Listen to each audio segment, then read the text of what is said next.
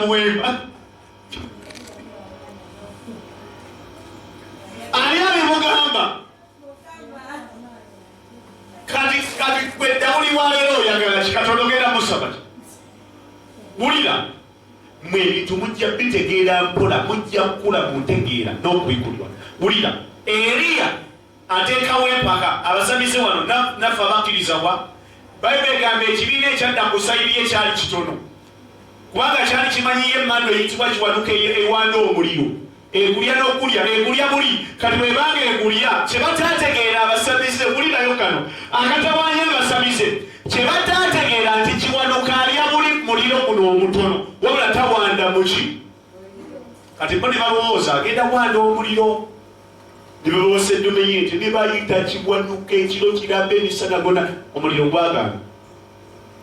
kati ono n'ayita Katonda n'amugamba Katonda empaka zaffe zibadde gwe gw'okyate eno Bayibuli egamba n'alagira be yali nabo ne bayiwa n'amazzi kunku ne bayiwa amazzi ku kyoto ne kirimba amazzi omuliro ne gujja awatali gukuma ne gukka ne gwokya ente ne gwawo n'amazzi ne gaggwawo gonna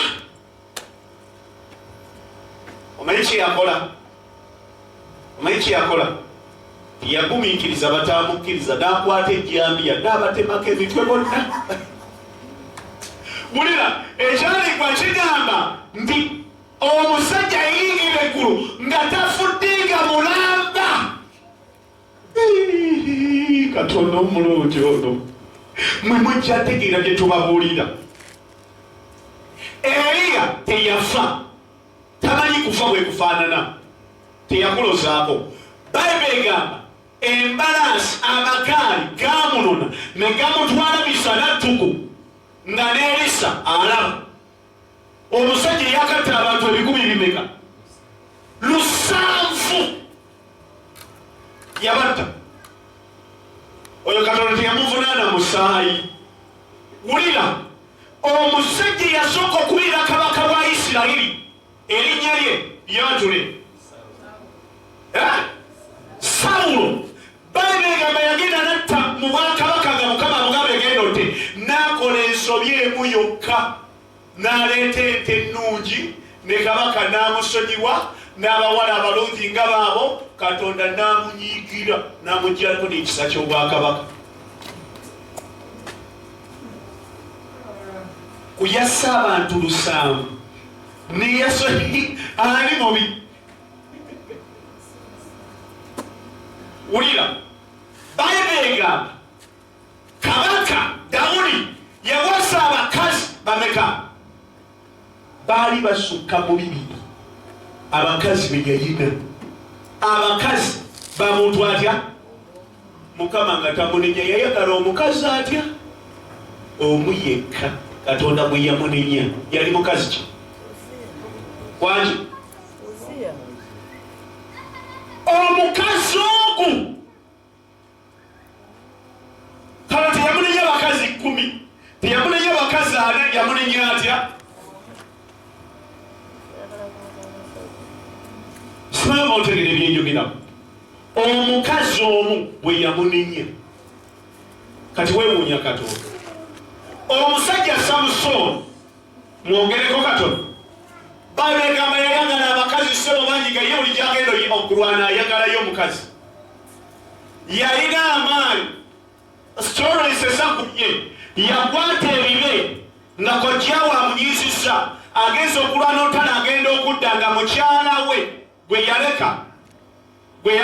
mu Uganda agenda okudda nga kojjawe ssebo mukyala we bamuwasisa omuntu omulala n'agamba temundabanga mumanyiira Bayibuli egamba n'agenda akwata bagayita batya emisege jukira kiba n'ebyuya nga bingi kiba n'omukira nga bibangamba n'agikwata nga gisukka 100 omuntu omu gwakwata emisege omumanyi gwe tukutuma nga n'okukwata kapusi ne tukweba ng'otagala kyaki eno yonna n'odduka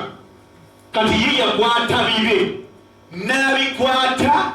babegamba n'akwata emikira gyabyo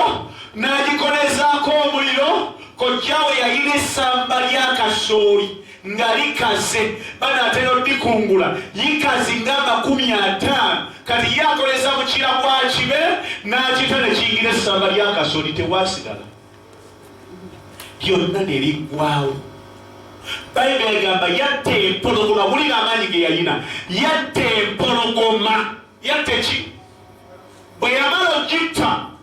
n'agijjako oluba, yagijjako oluba